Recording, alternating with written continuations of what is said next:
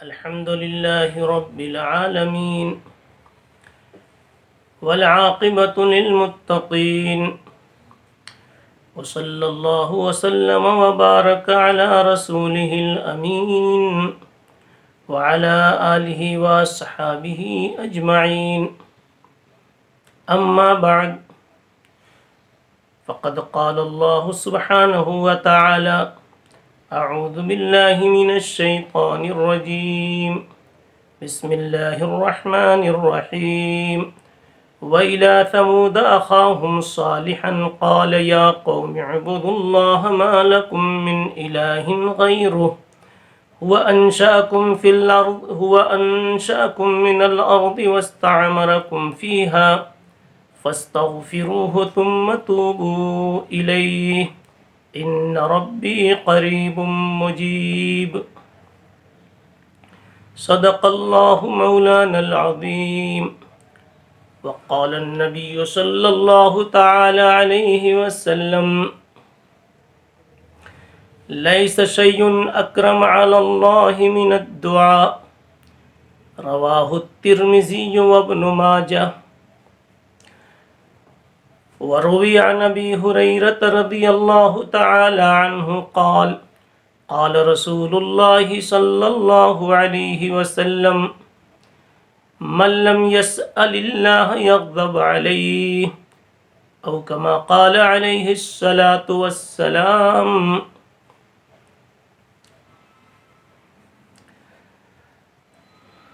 قابل احترام بزرگوں، دوستوں اور ساتھیوں،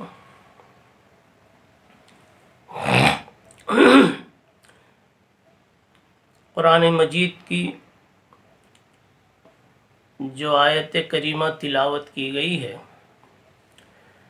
اس میں اللہ تعالیٰ کا ایک نام مجیب ذکر کیا گیا ہے۔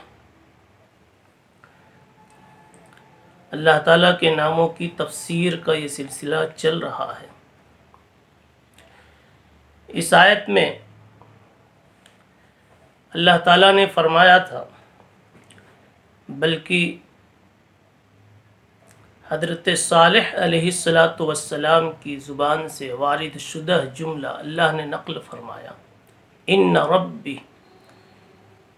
ربی قریب مجیب۔ میرا رب بہت قریب ہے اور بہت زیادہ سننے والا، قبول کرنے والا ہے۔ ان ربی قریب مجیب، میرا رب قریب ہے، پکار کو، لوگوں کی آواز کو، لوگوں کی دعا کو سننے والا ہے۔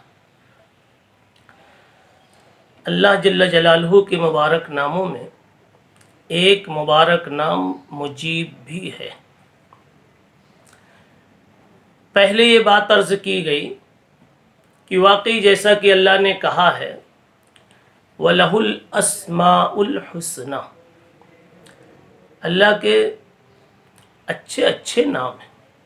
جو نام ہے وہ سارا کا سارا اچھا ہے، ہر نام بڑا پیارا ہے۔ نام کے پیارا ہونے کی اور اچھا ہونے کی دو بنیادی وجہ ہوتی ہیں۔ ایک تو یہ کہ اس نام میں، اس صفت میں خود اچھائیاں موجود ہیں، اچھا مٹیریل ہے، اچھی بنیادیں ہیں۔ جیسے کہا گیا کہ اللہ غفور ہے، گناہوں کو معاف کرنے والے، بخش دینے والے ہیں، تو ظاہر سی بات ہے کسی کے گناہ کو معاف کرنا، کسی کی غلطی کو معاف کر دینا، یہ معافی، یہ مغفرت خود ایک پیاری چیز ہے۔ دوسرے اس اعتبار سے بھی اللہ کے ہر نام بڑے پیارے ہیں کہ ہر نام سے ہم محتاج بندوں کو کوئی نہ کوئی نفع ملنے والا۔ لفظ مجیب سے جو ہم گنہگاروں کو، کمزوروں کو، مجبوروں کو جو بڑا نفع ملنے والا ہے وہ یہ ہے کہ ہم چونکہ بندہ ہونے کی وجہ سے اپنی ہر ضرورت میں محتاج ہے،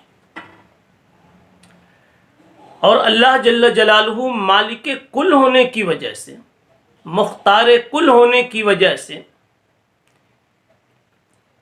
اپنے کسی بھی امر کے نفاذ میں وہ کسی کے محتاج نہیں ہے، نہ کسی سے کسی چیز کے لینے میں محتاج ہیں، نہ انہیں لینے کی ضرورت ہے، اور نہ اس کو نافذ کرنے اور کسی کو دینے میں کسی کے محتاج ہیں۔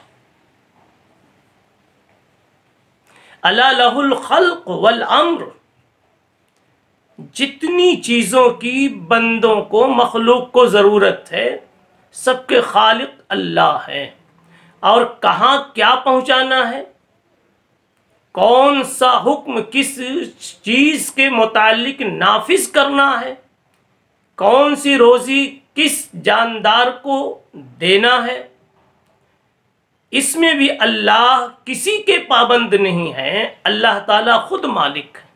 الا لہ الخلق، پیدا کرنے کا سارا اختیار اس کے پاس، الا لہ الخلق والامر، اور اس میں تصرف کرنے کا سارا اختیار بھی اسی کے پاس۔ جب اللہ کی یہ شان ہے کہ جب چاہیں، جو چاہیں، جس کے ساتھ جیسا معاملہ کرنا چاہیں وہ کر سکتے ہیں، وہ مختار کل ہے، اور بندہ محتاج کل ہے، ہر اعتبار سے محتاج ہے، ہر ضرورت میں محتاج ہے، ہر وقت محتاج ہے، ہر لمحہ محتاج ہے، ہر سانس لینے میں، پانی کا ہر قطرہ اتارنے میں بندہ محتاج ہے۔ اب ایسی مخلوق جو ہر کام میں، ہر چھوٹے بڑے اپنے عمل میں جو مالک کا محتاج ہے، تو ظاہر سی بات ہے کہ اس کا مالک بھی ایسا ہونا چاہیے کہ یہ محتاج جب اس کو آواز لگائے تو اس کا مالک لبیک کہنے والا نظر آوے، لبیک کہنے والا، اس کا مالک اس کی آواز پر، اس کی تکمیل کے لیے، میں سن رہا ہوں، میں تیری آواز سن رہا ہوں، ایسا بولنے والا اس کا مالک ہونا چاہیے۔ اس لیے اللہ نے اپنا ایک نام رکھا المجیب۔ مجیب کا مطلب یہ ہے کہ اے محتاجو، اے محتاج مخلوقو، تم اگرچہ محتاج ہو اور مکمل محتاج ہو، میرے بغیر تم کچھ نہیں کر سکتے، لیکن تم خوش رہو کہ تمہارا مالک ایسا ہے جس کی صفت مجیب ہے۔ اور مجیب کا مطلب یہ جب بلاؤ، جب تمہاری سننے کو تیار ہے، جس حال میں بلاؤ اس حال میں تمہاری سننے کو تیار ہے، جس جگہ بلاؤ اس جگہ پر تمہاری بات سننے کو وہ تیار ہے۔ رات کے اندھیرے میں جبکہ پوری دنیا سو رہی ہے، اللہ فرماتے ہیں کہ اس مجیب ذات کی صفت یہ ہے کہ وہ حی قیوم، ابھی بھی جاگ رہا ہے، نظام چلا رہا ہے، لا تأخذہ سنۃ ولا نوم، اس کو نیند نہیں آتی۔ تو بندوں کو اب یہ چاہیے کہ جب ہمارا اللہ ہماری ہر بات سننے کے لیے تیار ہے تو اللہ کو ہر موڑ پر ہمیں یاد بھی کرنا چاہیے۔ اسی لیے ترمذی شریف کی روایت میں، جس کے ناقل حضرت ابو ہریرہ رضی اللہ تعالی عنہ ہیں، رسول اللہ صلی اللہ علیہ وسلم ارشاد فرماتے ہیں کہ من لم یسأل اللہ یغضب علیہ، کہ بندہ جب تو محتاج ہے تو پھر مانگتا کیوں نہیں، سوال کیوں نہیں کرتا، دعا نہیں کرتا؟ بندہ محتاج ہے پھر بھی دعا نہ کرے تو یغضب علیہ، اللہ ایسے بندے سے ناراض ہوتے ہیں۔ من لم یسأل اللہ یغضب علیہ، اللہ تعالیٰ اس بندے سے ناراض ہوتے ہیں جو اللہ سے سوال نہیں کرتا۔ اسی سے یہ بات سمجھ میں آتی ہے کہ جو بندہ اللہ سے مانگنے کا عادی ہوتا ہے، بندہ اللہ سے مانگتا رہتا ہے، اللہ تعالیٰ اس کے ساتھ خوشیوں کا، رحمتوں کا، محبتوں کا معاملہ فرماتے ہیں۔ اللہ کو خوشی اس میں ہوتی ہے کہ میرا بندہ مجھ سے مانگے، بلکہ ترمذی ہی کی ایک دوسری روایت میں حضرت ابو ہریرہ رضی اللہ تعالیٰ عنہ فرماتے ہیں کہ حضور پاک علیہ الصلاۃ والسلام نے یہ بھی فرمایا، من فتح لہ منکم باب الدعاء فتح لہ باب الرحمہ، جس انسان کے لیے اللہ رحمت کا، جس انسان کے لیے اللہ دعا کا دروازہ کھول دیتے، یعنی جس کو دعا مانگنے کی اللہ توفیق دے دیتے ہیں، گویا اللہ اس کے لیے رحمت کے دروازے کھول دیتے، توفیق دیتے ہی ہیں دعا کی اس کو جس کے ساتھ رحمت کا معاملہ کرنے کا اللہ کا ارادہ ہوتا ہے۔ من فتح لہ منکم باب الدعاء فتح لہ ابواب الرحمہ، اللہ تعالیٰ اس کے لیے رحمت کے دروازے کھول دیتے ہیں۔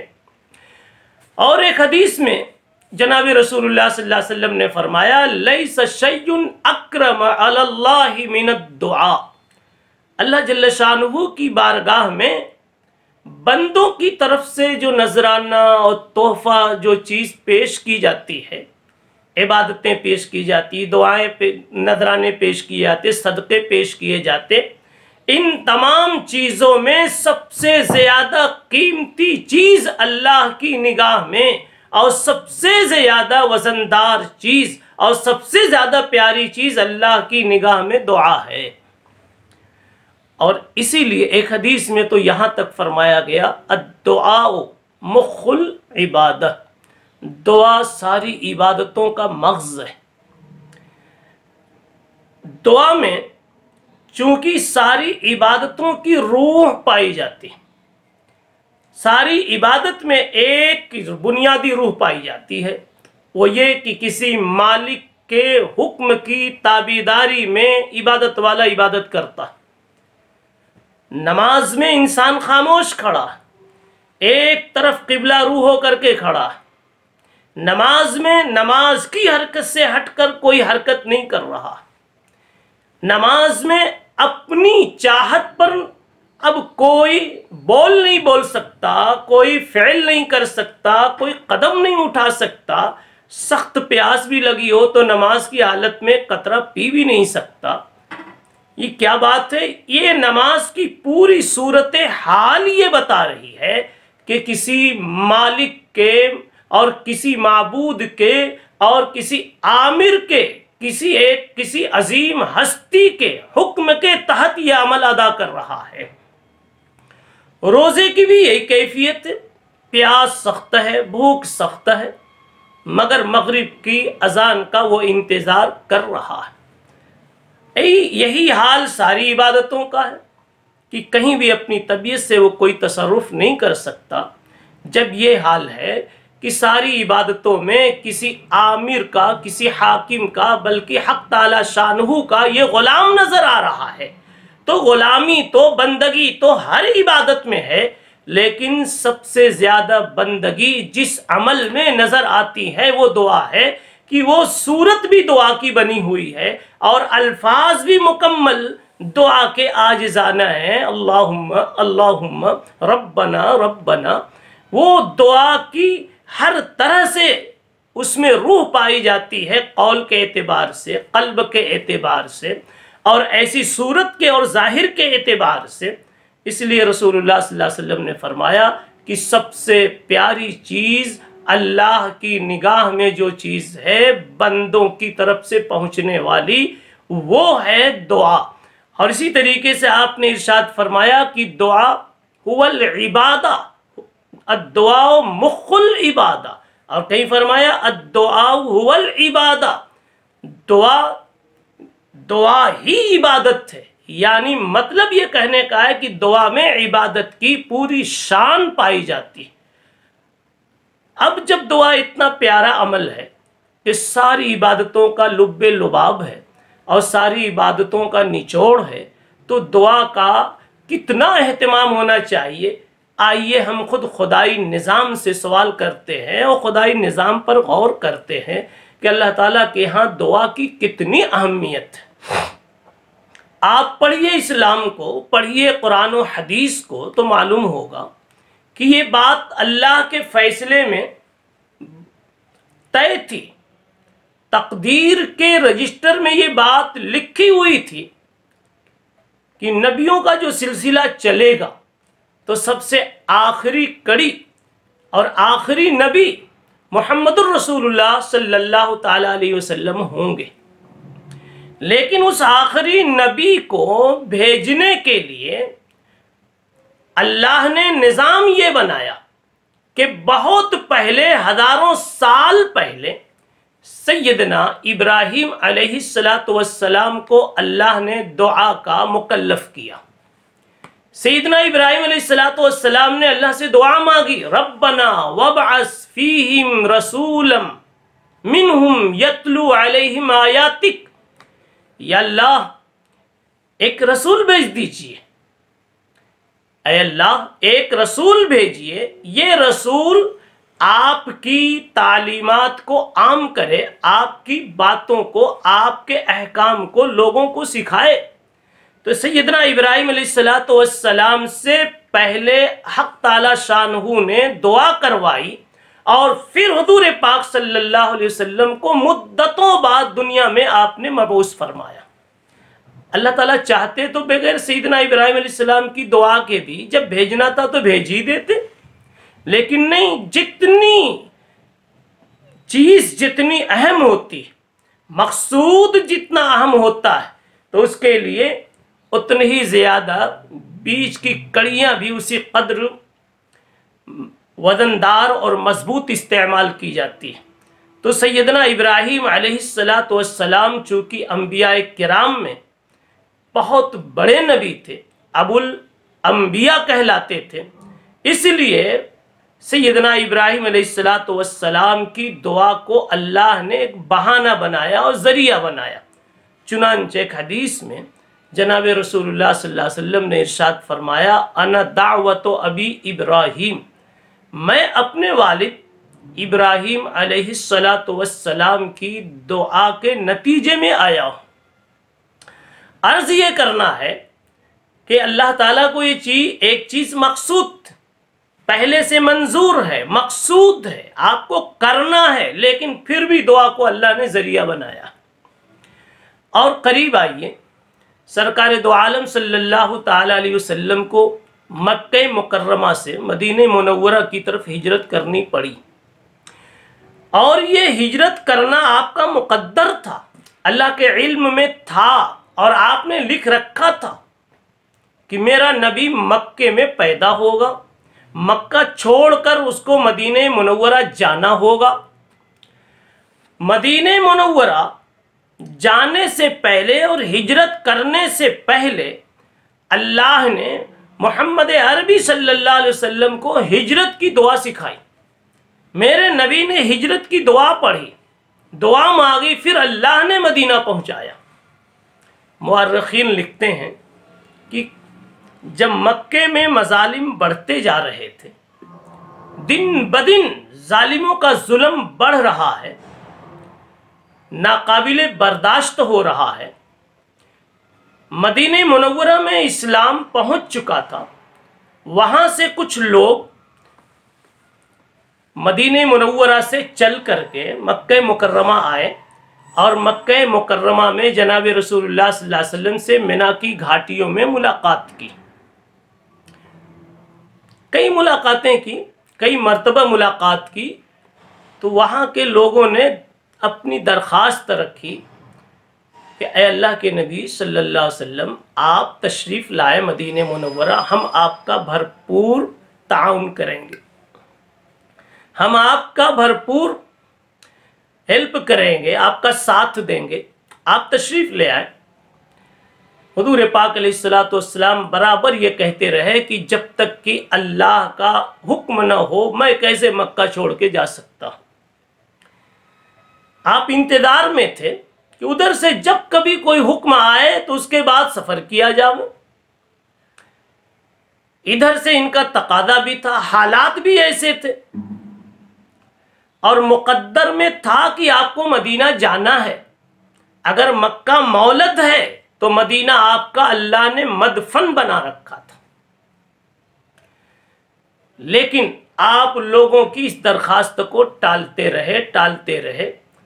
یہاں تک کہ اب اللہ کو منظور ہوا کہ اب میں اپنے محبوب محمد مصطفیٰ صلی اللہ علیہ وسلم کو مکہ مکرمہ سے مدینہ منورہ پہنچا دوں، تو آپ نے اپنے حبیب محمد الرسول اللہ صلی اللہ علیہ وسلم کو دعا سکھائی، جس کا قرآن مجید میں یہ اس انداز سے ذکر آیا، وَقُلْ رَبِّ أَدْخِلْنِي مُدْخَلَ صِدْقٍ وَأَخْرِجْنِي مُخْرَجَ صِدْقٍ وَاجْعَلْ لِي مِن لَّدُنْكَ سُلْطَانًا نَصِيرًا۔ قرآن مجید کہتا ہے قل، پیغمبر اب دعا شروع کر دو، دعا کرو گے ہجرت ہو جائے گی۔ ہجرت تو متعین ہے، لیکن اس متعینہ ہجرت سے پہلے دعا سکھائی جا رہی۔ وَقُلْ رَبِّ أَدْخِلْنِي مُدْخَلَ صِدْقٍ، دعا میں بولو کہ میرے رب ادخلنی مدخل صدق، مجھے عزت کے ساتھ مدینہ پہنچا دے، وَأَخْرِجْنِي مُخْرَجَ صِدْقٍ، اور مجھے عزت کے ساتھ مکے سے نکال لے، وَاجْعَلْ لِي مِن لَّدُنْكَ سُلْطَانًا نَصِيرًا، اور میں جب مکہ پہنچوں، مدینہ پہنچوں، تو پھر مکے جیسی میری مغلوبیت مظلومیت کی فضا نہ ہو، پھر تو مجھے پاور ہو، من لدنک سلطانا نصیرا، آپ اپنی بارگاہ سے مجھے سلطان نصیر دیجئے، یعنی مضبوط طاقت اور پاور دیجئے، ایسا ماحول دیجئے تاکہ میں آپ کے اسلام کا پرچم لہرا کے دکھا سکوں، آپ کے دین کی دعوت کو سر بلند کر کے دکھا سکوں۔ جب آپ کی یہ دعا شروع ہوئی، اس کے بعد جناب محمد الرسول اللہ صلی اللہ علیہ وسلم کو ہجرت کا حکم ملا، اور ابو بکر صدیق رضی اللہ تعالیٰ عنہ کو لے کر کے آپ نے ہجرت کا عمل شروع کیا، مدینہ منورہ پہنچے، اور پھر مدینہ منورہ پہنچ کر کے واقعی سلطان النصیرہ کا ظہور ہوا، آپ کو پاور ملا، آپ کی سلطنت بنی، آپ کی طاقت بنی، اور پھر آپ نے اسلام کا پرچم لہرایا، اسلام کے چمکنے کی شکلیں اور صورتیں پیدا کی، اور اللہ نے مدینے کو دریا بنا کر کے پھر پورے عالم میں اسلام کو پھیلا دیا۔ تو معلوم یہ ہوا کہ دعا اتنی پیاری چیز ہے کہ کرنا تو ہے ہی ایک کام اللہ کو، لیکن اللہ چاہتے ہیں بندہ دعا مانگ لیتا پھر میں کرتا، تو اس کو تو یہ مزہ آتا کہ اس کا کام بن گیا، مجھے یہ مزہ آتا کہ اس نے مجھ سے مانگ لیا۔ میرے بھائیوں، یہاں سے ایک بات سمجھ میں آئی کہ جب ہم کو کوئی چیز نظر آ رہی ہو کہ کام بن ہی جائے گا، کام بن ہی جائے گا، تو وہاں بھی دعا کا خوب اہتمام کرنا چاہیے۔ ان دونوں واقعے میں جیسے سیدنا ابراہیم علیہ السلام کی دعا میں غور کیجئے، ہجرت کے واقعے میں غور کیجئے کہ دونوں واقعے میں تقدیر میں رب کائنات نے لکھ رکھا تھا کہ آخری نبی دنیا میں آنے والا ہے، آخری نبی دنیا میں آنے والا ہے، لیکن آنے والا طے ہونے کے باوجود بھی اللہ نے دعا کروائی، ابراہیم دعا کرو، ہجرت ہونے والی ہے، لیکن اللہ نے دعا کروائی، میرے مصطفیٰ دعا مانگو پھر مدینہ دوں گا۔ ہمیں اور آپ کو تو یہ پتہ نہیں کہ ہم جس مقصد کو چاہ رہے ہیں وہ مقصد ہمارا پورا ہونے والا ہے یا نہیں۔ مثال کے طور پر ہم چاہتے ہیں کہ ہمارا ایک بنگلہ بن جاوے، ہم چاہتے ہیں کہ اس سال ہم حج کو چلے جاویں، لیکن ہمیں پتہ نہیں کہ ہمارے لیے حج مقدر ہے کہ نہیں، ہمیں یہ پتہ نہیں کہ ہمارے لیے کوئی محل اور بنگلہ زندگی میں مقدر ہے کہ نہیں۔ اب جب ہمیں معلوم نہیں تو ہمیں تو اور بھی زیادہ دعا کا اہتمام کرنا چاہیے، اس لیے کہ جب معلوم نہیں تو ہو سکتا ہے کہ ملنا مقدر ہو سکتا ہے ملنا مقدر نہ ہو، اور دعا کی برکت سے اگر مقدر بھی نہیں ہوگا تو اللہ تعالیٰ مقدر کر سکتے ہیں، اس لیے کہ تقدیر کا قلم بھی انہی کے ہاتھ میں ہے۔ اور کبھی ایسا ہوتا ہے کہ ایک چیز ہمیں مقصود ہوتی ہے، اس مقصود کا پا لینا یقینی طور پر تو ہمیں معلوم نہیں ہوتا، لیکن اسباب ضرور نظر آتے ہیں۔ انشاءاللہ یہ کام ہمارا ہو جائے گا۔ مثلا آپ حج کو جانا چاہتے، مکان بنانا چاہتے، آپ کے پاس پیسے ہیں تو اسباب بتا رہے ہیں کہ آپ کا کام ہو جائے گا، مگر اسباب کے ہونے کی صورت میں بھی آپ کے کسی درجے میں علم میں آ جانے کے باوجود بھی اب بھی اللہ کو یہ پسند ہے کہ آپ اسباب کے ہوتے ہوئے پھر بھی مانگو،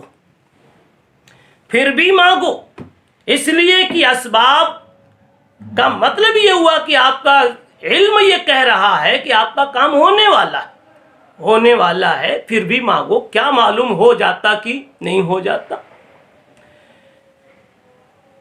ایک چیز اور تھوڑی سی باریک ہے، آپ سمجھیں، انسان کے کسی مقصد کے حصول کے لیے اسباب نہیں نظر آ رہے اور دوسرے مقصد کے حصول کے لیے اسباب نظر آ رہے۔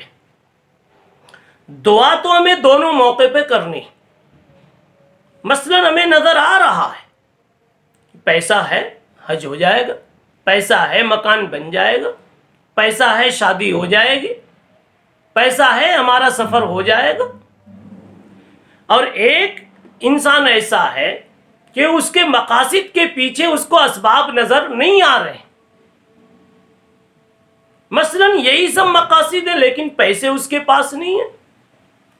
اب دونوں موقعوں پر دونوں قسم کے انسانوں کے لیے دعا کی ضرورت ہے، دعا دونوں سے مطلوب ہے۔ غور یہ کرنا ہے کہ کس کی دعا اللہ کو زیادہ اچھی لگے گی۔ کس کی دعا؟ جس کے پاس اسباب ہیں اس کی دعا زیادہ اچھی لگے گی، یا جس کے پاس اسباب نہیں ہیں اس کی دعا اچھی لگے گی۔ اگر ہم غور کرتے ہیں تو ایک ایسا پہلو سامنے آتا ہے جو ہمیں یہ بتا رہا ہے کہ جس شخص کے لیے، جس انسان کے لیے اسباب نظر آ رہے ہیں، شاید وہ دعا میں جی لگائے اور دعا مانگے تو اللہ کو اس کی دعا اس سے بھی زیادہ پیاری لگے گی جس کے سامنے اسباب نہیں ہیں۔ اس لیے کہ اس کے سامنے اسباب ہیں اور پھر بھی یہ اللہ سے جی لگا کر مانگ رہا ہے، تو اس بات کی یہ شہادت دے رہا ہے کہ اس کا دھیان، اس کا دماغ، اس کا دل اسباب سے جڑا ہوا نہیں۔ اور جس کے پاس اسباب نہیں ہے اس نے اگر خدا سے مانگا تو پھر کوئی کمال نہیں، اس لیے کہ جب کوئی نہیں تو ایک ہستی تو سبھی کے لیے سہارا بنتی ہے۔ یہاں تو اسباب ہے، سہارا دکھ رہا ہے، لیکن پھر اس مانگنے والے نے اللہ سے ہی مانگا اور اللہ سے ہی ان دعا کا اہتمام رکھا، اسباب پہ نگاہ نہیں رکھی۔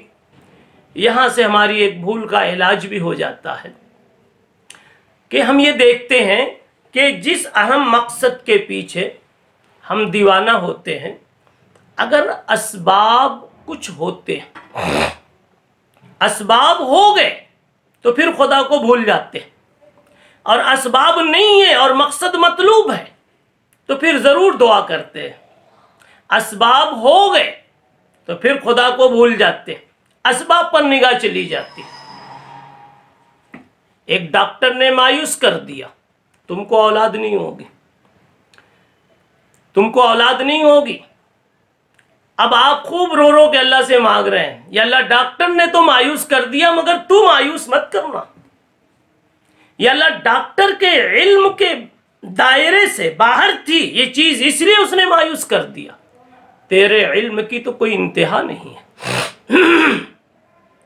اے اللہ ڈاکٹر کی ڈاکٹری سے اوپر کی یہ چیز ہے، یا اللہ تجھ سے اوپر تو کوئی چیز نہیں ہے۔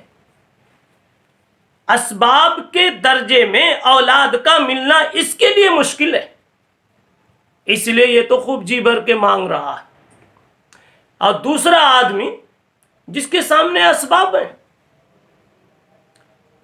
کئی ایک بچے اسے پیدا ہو چکے ہیں اور ڈاکٹر نے بھی امید دلا دی ہے، اسباب کے اسباب موجود ہیں۔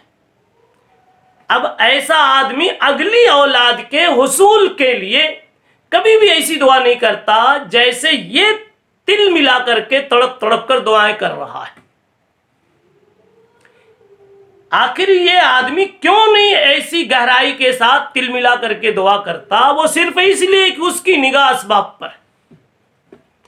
پتہ یہ چلا اسباب جب مہیا ہوں اس وقت میں اور زیادہ دعا کا اہتمام کر دینا چاہیے، تاکہ اللہ تعالیٰ کے سامنے آپ کی طرف سے یہ شہادت ثبت ہو جائے، لکھ دی جائے کہ یہ بندہ اسباب کا نہیں ہے، یہ بندہ تو خالق الاسباب کا ہے، یہ بندہ تو مسبب الاسباب کا۔ کہتے ہیں یہاں دیکھا وہاں دیکھا، ادھر دیکھا ادھر دیکھا، نہ دیکھا یار کو اغیار میں، دیکھا تو کیا دیکھا۔ یہاں دیکھا وہاں دیکھا، ادھر دیکھا ادھر دیکھا، نہ دیکھا یار کو اغیار میں، دیکھا تو کیا دیکھا۔ ارے وہ مجبور جس کو ڈاکٹر نے مایوس کر دیا، اس کے سامنے تو اب خدا کا ہی ایک دربار ہے نا۔ اس نے اگر خدا کو پکارا تو کون کمال کیا۔ جس انسان کے سامنے کئی اور راستے تھے، کوئی کہتا ہے میں دوا سے تیرا کام بنا دوں گا، کوئی کہتا ہے میں بغیر دوا کے ہی کہتا ہوں تیرا کام بن جائے گا، یا اور بھی کوئی اسباب موجود ہیں، تو یہ اسباب خدا کے مقابل میں کھڑے ہوئے نظر آ رہے ہیں۔ اس پر شاعر کہتا ہے اب یہاں تم اغیار سے نظر پھیر کر اللہ کی طرف نظر جما کے دکھاؤ تو کوئی بات بنے۔ نہ دیکھا یار کو اغیار میں، دیکھا تو کیا دیکھا۔